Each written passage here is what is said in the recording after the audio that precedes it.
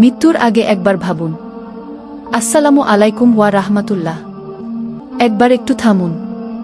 চারপাশের সব ব্যস্ততা থেকে নিজেকে সরিয়ে নিয়ে ভাবুন, যদি আজকের দিনটাই আপনার জীবনের শেষ দিন হয়, আপনার মোবাইল থাকবে, আপনার ঘর থাকবে, আপনার প্রিয় মানুষগুলোও থাকবে, কিন্তু আপনি থাকবেন না।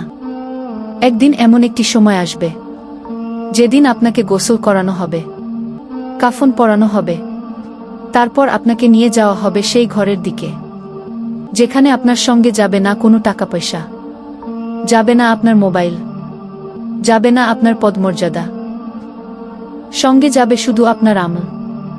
আজ আমরা নামাজ পড়ার সময় পাই না, কুরআন পড়ার সময় পাই না, আল্লাহকে স্মরণ করার সময় পাই না, কিন্তু মনে রাখবেন, মৃত্যু আসার পর সময় চাইলেও সময় দেওয়া হবে না।